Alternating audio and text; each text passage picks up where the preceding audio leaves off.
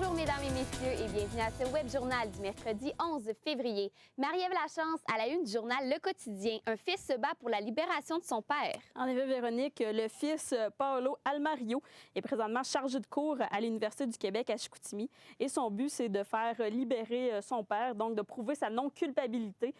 Son père qui a été arrêté en juillet dernier. Son père, Luis Fernando Almario Roja. Tous les événements ont commencé à la suite d'un attentat en 2001 contre sa famille. Monsieur Almario est un élu du Congrès, donc en Colombie. Cet attentat-là a été perpétré par le mouvement qui s'appelle la FARC. Et par la suite, la FARC a accusé M. Almario d'avoir participé à un assassinat d'un autre membre du Congrès. Il a été arrêté, mais libéré faute de preuves et par manque de respect pour sa liberté, ses droits et libertés. M. Almario, donc, a été arrêté de nouveau en juillet dernier. En juillet 2012, donc son fils fait tout. Donc, il a entre autres mis sur pied une page Facebook pour sensibiliser la population. Et de son côté, Le Devoir, près de 6 000 emplois de cadres seront abolis dans le domaine de la santé à la fin mars. Eh bien oui, c'est ce que nous apprend la journaliste Amélie Daou-Boisvert dans Le Devoir.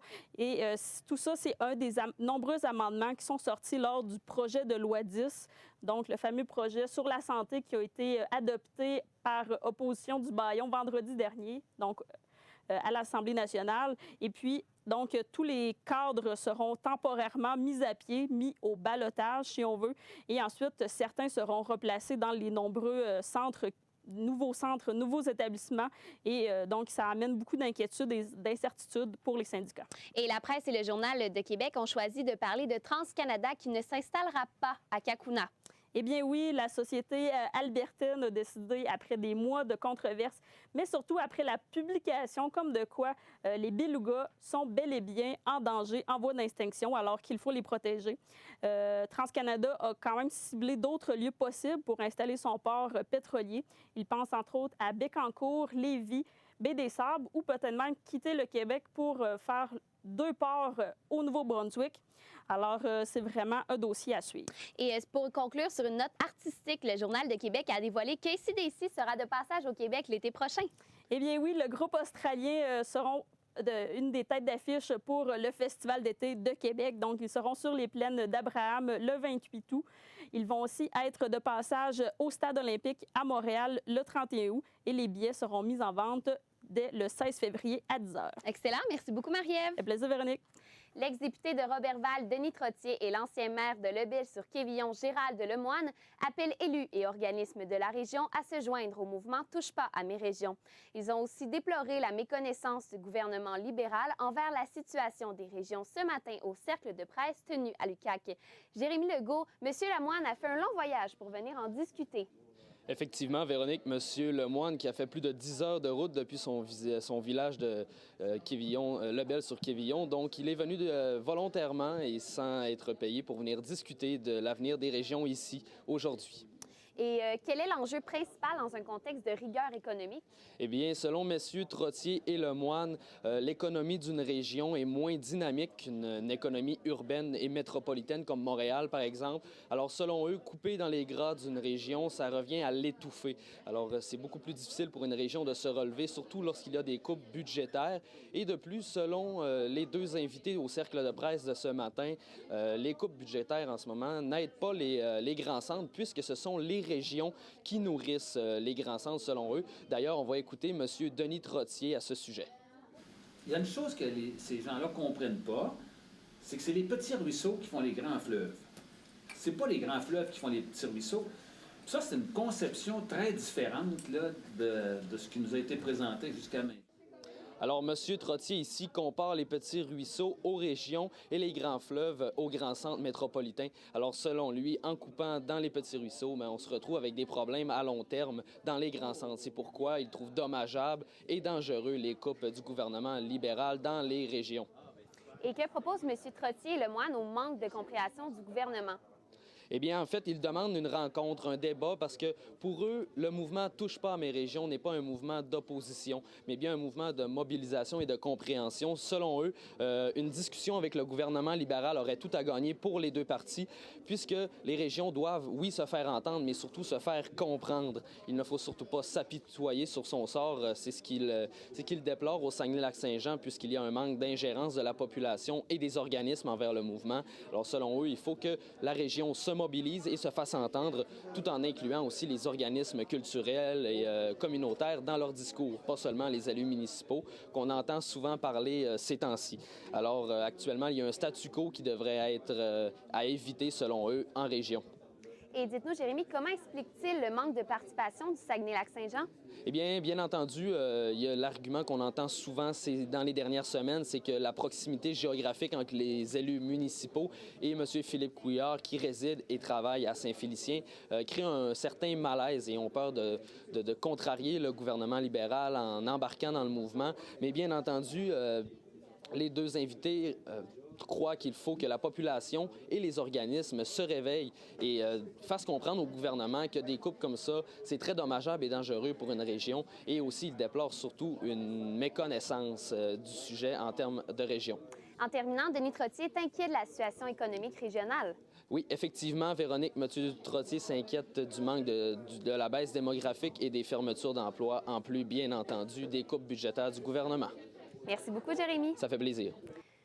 Le président de l'arrondissement de Jonquière, Bernard Noël, a affirmé hier lors de la séance que Ville de Saguenay ira en appel d'offres pour le projet visant à désengorger la rue Saint-Hubert à la hauteur de l'autoroute 70, et ce, malgré la mise en demeure déposée hier matin par des résidents du quartier de la Petite-France.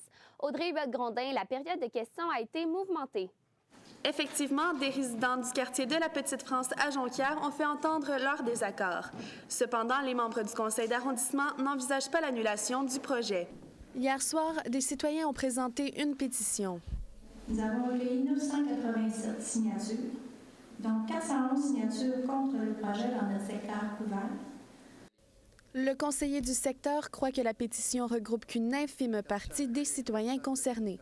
Dans le quartier, là, quand il y a 3000 personnes, ça fait que c'est un peu réserve. Puis quand on reparle, on peut regarder ailleurs aussi. Là. Quand on regarde, ils ont fait signer ailleurs, à Vidon ou partout. Il y en a qui ont signé qui ne savaient même pas c'est quoi qu'ils signaient. L'un des instigateurs de la requête a formellement demandé aux conseillers de ne pas aller en appel d'offres. Pouvez-vous vous engager formellement devant l'Assemblée des médias à ne pas aller en appel d'offres dans les prochains mois? Bernard Noël affirme que le projet décrété par Ville de Saguenay ira en appel d'offres.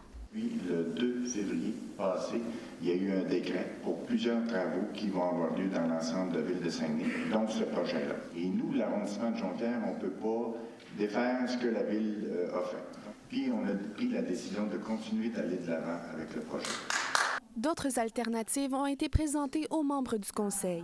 Dans notre quartier, ce qu'ils veulent vraiment obtenir, c'est une sortie du quartier à l'intersection de la rue Charente et Saint-Hubert de façon plus sécuritaire en installant soit des fenêtres à stop ou un feu de circulation. Des résidents prévoient se battre jusqu'à ce qu'ils obtiennent gain de cause. Audrey Huot-Grondin, ATM Nouvelles, Saguenay. La campagne annuelle de sécurité dans le transport scolaire bat son plein partout au Québec depuis le 2 février. Cette année, la campagne se déroule sous le thème « M'as-tu vu ». Christophe Laborassine, après 27 ans de sensibilisation, il reste toujours du travail à faire. Tout à fait, Véronique. En fait, comme vous l'avez dit, ça fait 27 ans que ça revient à chaque année, cette campagne-là. Et si ça revient à chaque année, c'est qu'il y a toujours un peu de travail à rappeler, en fait, aux conducteurs. La conseillère en communication de la commission scolaire de la Jonquière, qui s'appelle Marie-Ève Desrosiers, a surtout dénoncé le comportement de certains conducteurs. On peut l'écouter. Il y a vraiment du travail qui reste à faire. On le constate, là, les conducteurs sur le terrain, conductrices le constatent aussi, que on voit là, des signes d'impatience, des conducteurs qui se dépêchent de passer avant que le petit stop soit ouvert et tout. Mais bon, écoutez, plus on va en parler, puis plus les automobilistes vont être conscients. Et pourquoi est-ce que cette semaine se tient en février? En fait, c'est qu'il y a toujours beaucoup de prévention au début de l'année scolaire. Toutefois, au milieu de l'année scolaire, c'est-à-dire durant l'hiver, il y a un certain relâchement. Donc, on veut rappeler aux automobilistes que le transport scolaire est toujours actif. Et c'est 5200 élèves de la commission scolaire de la Jonquière seulement qui qui utilisent les autobus scolaires. Donc, ce transport-là se fait évidemment le matin, le midi et en fin d'après-midi. Donc, il est important de rester vigilant durant ces périodes du jour. Et quelles activités sont organisées? Il y a eu des activités organisées. En fait, il y a eu un barrage à Saint-Ambroise qui a été organisé par la Sûreté du Québec en collaboration avec certains élèves. Les élèves ont été eux-mêmes parler avec les automobilistes pour faire de la prévention. Il y a eu un déjeuner organisé pour les chauffeurs d'autobus de la région. Il y a aussi eu, évidemment, une surveillance qui a été accrue autour des établissements scolaires de la région. Et la mascotte Bubus a fait son apparition dans certaines écoles de la région également. Et il y a des activités comme ça qui vont se tenir jusqu'à la fin de la campagne. Et en terminant, la 27e campagne tire à sa fin. Oui, effectivement. En fait, ça dure jusqu'à la fin de cette semaine-ci, jusqu'au vendredi 13 février. Toutefois, les organisateurs m'ont expliqué qu'il est important de rester vigilant, évidemment, même si la semaine va être terminée. Excellent. Merci beaucoup, Christophe. Ça fait plaisir, Véronique. Pour cette deuxième édition de la journée emploi au Cégep de Jonquière, les étudiants ont rendez-vous avec les employeurs du domaine industriel. Diverses entreprises de la région auront la chance de rencontrer la relève et de discuter des perspectives d'emploi qui s'offrent à eux. Avec plus de 300 étudiants dans 8 programmes techniques différents, les domaines de génie mécanique, de l'électronique industrielle, des télécommunications et du génie chimique seront entre autres à l'honneur. Pour les employeurs, cet événement est devenu un rendez-vous annuel afin de rencontrer une main-d'œuvre spécialisée avec les technologies récentes. Et dans le monde du sport maintenant, les Saguenayens de Chicoutimi ont baissé pavillon 6-2 hier face aux Dracars à Baie-Comeau. Les Sags concluent donc une séance de 8 matchs en 14 jours avec une fiche de 4 victoires et autant de défaites. Arnaud Koenig-Soutière, la fin de match n'a pas souri aux Chicoutimiens. Non, effectivement, Véronique, alors qu'il restait 7 minutes au match, le Drakkar menait par la marque de 3-2 et fait assez inusité, les Saguenayens ont hérité d'un avantage numérique de 9 minutes. Mais plutôt que d'en profiter et de créer l'égalité, ils ont plutôt trouvé le moyen d'allouer 3 buts, dont le premier suite à un cafouillage du gardien Julio Bilia et les deux suivants dans une cage déserte. Donc une défaite de 6-2 des Saguenayens à Baie-Comeau contre le Drakkar. L'entraîneur Yannick Jean s'est dit tout de même satisfait du travail de ses joueurs. Quant à Samuel Blier, un des deux joueurs des Saguenayens à avoir marqué hier, il s'est dit déçu compte tenu de la belle performance de ses coéquipiers. On l'écoute. On a joué une bonne game, c'est juste que ça n'a pas tourné de notre côté. C'est décevant. C'est décevant, mais on avait joué une bonne game, il faut pas garder la tête haute.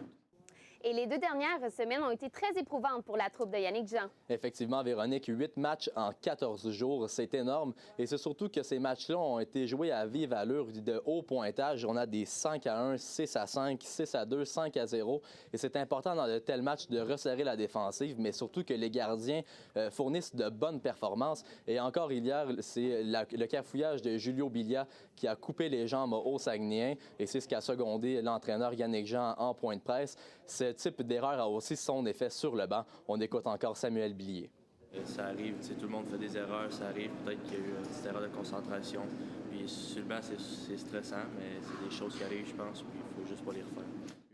Et dites-nous, Arnaud, les Sags bénéficient de 2 jours de congé avant de reprendre le travail. Oui, effectivement. Ils seront de retour vendredi prochain au centre Georges Vizina, alors qu'ils affronteront les Wildcats de Moncton. C'est une lutte serrée qui se dessine en bas de classement et les Saguenayens tentent toujours de se tailler une place en séries éliminatoires. Merci beaucoup, Arnaud, pour ces précisions. Au plaisir, Véronique. Merci à vous. Bonne fin de journée. Au revoir.